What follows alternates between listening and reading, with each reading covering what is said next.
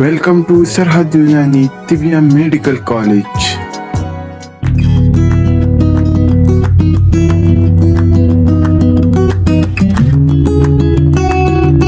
सुकून देकर अज़ा के अफ़आल में तस्कीन पैदा कर देती हैं। इन दवाओं को मुसक्कन दवाएं कहा जाता है। तो आज के लेक्चर में हम इन्हीं अद्वियात के बारे में सीखने की कोशिश करेंगे। जब किसी उज़्व में तेज़ी या जोश पैदा हो जाए, जब किसी खिलत में तेज़ी या जोश पैदा हो जाए, तो वो कौन सी ऐसी दवाएं हैं जिनके इस्तेमाल से उस जोश और शिद्दत को कम किया जा सकता है और अमराज का अजाला किया जा सकता है। जिस समय हरारत की बहुत ज़्यादा ज़्यादती हो जाए तो ये तमाम दवाएं हरारत को एतदाल पर लाती हैं, जिस्म की बढ़ी हुई हिद्दत को कम करती हैं। इनकी मिसाल में मीठे या खट्टे अनार का रस, आब बरग कासनी, कासनी के पत्तों का पानी, आब बरग मको के पत्तों का पानी, आब बरग खुरफा, सब्ज खुरफा के पत्तों का पानी, आब तरबूज यानी तरबूज का रस, ज़लाल आलू बुखारा का शरबत या आलू बुखारा का पानी, आब लीमू का पानी, आब लोकाट, शरबत संदल, काफूर, नीलोफर, फालसा का शरबत या ताज़ा फल, अनाब, बही दाना,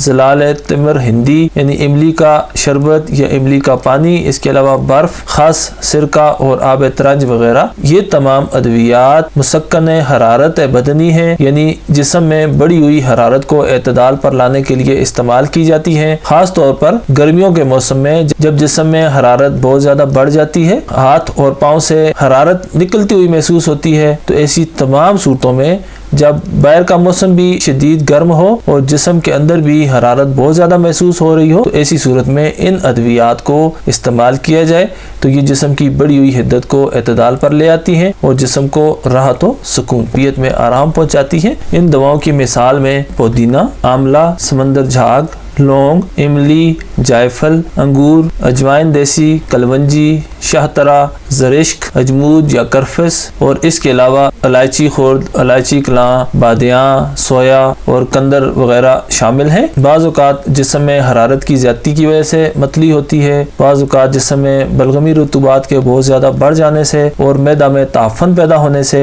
मतली होती है, जब ग़िज़ा हज़म नहीं हो रही होती है। मतली की कैफियत को पहले समझना ज़रूरी है कि मतली हरारत की ज़्यादती की वजह से हो रही है या जिस्म में मैदा में बलगमी रतूबात के बहुत ज़्यादा इज्तिमा से या मैदा के किसी इन्फेक्शन की वजह से हो रही है या हामला की मतली है। तो जिस भी किस्म की मतली हो, इन अद्वियात को मुफरद या मुरक्कब हालत में अपने करीबी मालिज के मशवरा से आप इस्तेमाल कर सकते हैं। तिब के तुलबा इस बात को मद्देनजर रखें, इन दवाओं की कैफियत और मिजाज को मद्देनजर रखते हुए और मरीज की कैफियत और मिजाज को तशखीस करने के बाद इन दवाओं को इस्तेमाल में लाया जाए। अगर हरारत की ज़्यादती से मतली की कैफियत पैदा हुई हो तो उस सूरत में आपने हरारत को कम करने वाली अद्वियात इस्तेमाल करवानी है, और अगर बलगम की ज़्यादती, बलगमी रतूबात की ज़्यादती, मैदा में मुताफन मादे जमा हो जाने की वजह से हो, मैदा के इन्फेक्शन की वजह से मतली की कैफियत हो या हामला ख़वातीन को मतली हो, तो उनकी कैफियत को मद्देनजर रखते हुए इनमें से मुनासिब अद्विया का इस्तेमाल किया जा सकता है। खास तौर पर हामला की जो मतली होती है उसमें इमली,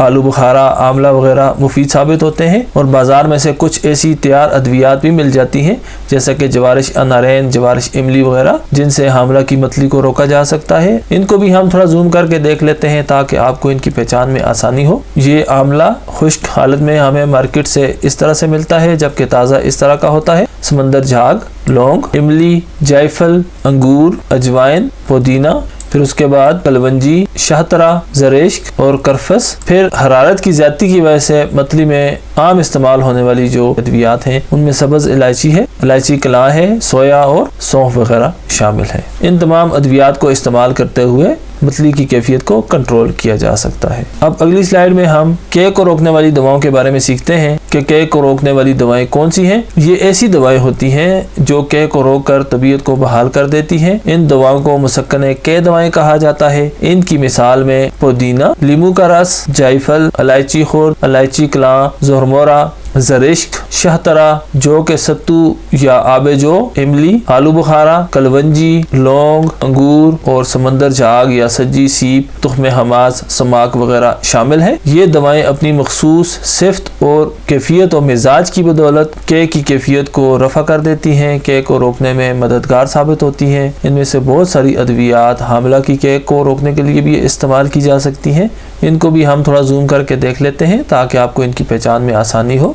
عام استعمال کی چیزیں ہیں، جیسے یہ پودینہ، لیمو کا رس، جائفل عام مسالوں میں استعمال کیا جاتا ہے۔ پھر شاہترہ، جو کا پانی یا جو کے ستو بھی استعمال کیے جا سکتے ہیں کے کو روکنے کے لیے۔ املی، سبز الائچی، الائچی کلاں، آلو بخارا، کلونجی، زہر مورا، لونگ، زرشک، انگور اور سمندر جاگ وغیرہ، یہ تمام ادویات مسکن کے ادویات ہیں۔ کے کی صورت میں ان ادویات کو مفرد یا مرکب حالت میں استعمال کیا جا سکتا ہے۔ پھر اگلی سلائیڈ میں ہم دیکھتے ہیں مسکن تنفس یعنی آلات تنفس کو سکون دینے والی دوائیں کون سی ہوتی ہیں۔ یہ دوائیں سانس کے اعضاء کی بڑی ہوئی تیزی کو کم کر کے ان میں تسکین پیدا کرتی ہیں اور مسکن تنفس دوائیں کہلاتی ہیں۔ ان کی مثال میں جوز ماسل، اجوائن خراسانی، خشخاش، تخم کاہو، کشتہ کرنل ایل یعنی کشتہ باراسنگا، کشتہ ابرک، اس کے علاوہ کچھ دیگر ادویات بھی ہیں جو آلات تنفس کو سکون دینے کے لیے استعمال کی جاتی ہیں۔ یعنی جب ہمارے سانس لینے کے اعضاء میں کوئی شدت یا تیزی پیدا ہو جائے، سانس اکھڑنے لگے، شدید کھانسی کی کیفیت ہو یا بعض اوقات نمونیا تک کی شکایت ہو جائے، اس میں ان ادویات کو استعمال کر کے آلات تنفس کو سکون پہنچایا جا سکتا ہے اور آلات تنفس کے بڑی ہوئی تیزی کو اعتدال پر لایا جا سکتا ہے اور امراض کا ازالہ کیا جا سکتا ہے۔ ان کو بھی تھوڑا زوم کر کے دیکھ لیتے ہیں۔ جی آپ دیکھ سکتے ہیں جوز ماسل، اجوائن خراسانی، خشخاش، تخم کاہو، کشتہ باراسنگا۔ باراسنگا کے جو سینگ ہوتے ہیں ان کو مخصوص پروسیس سے کشتہ تیار کیا جاتا ہے۔ یہ کشتہ ابرک کا کشتہ مخصوص عمل سے گزار کر تیار کیا جاتا ہے اور یہ بھی آلات تنفس کی بڑی ہوئی تیزی کو اعتدال پر لانے کے لیے استعمال کیا جاتا ہے۔ تو یہ تمام ادویات آلات تنفس کو سکون پہنچانے کے لیے استعمال میں لائی جا سکتی ہیں، مفرد حالت میں یا مرکب صورت میں۔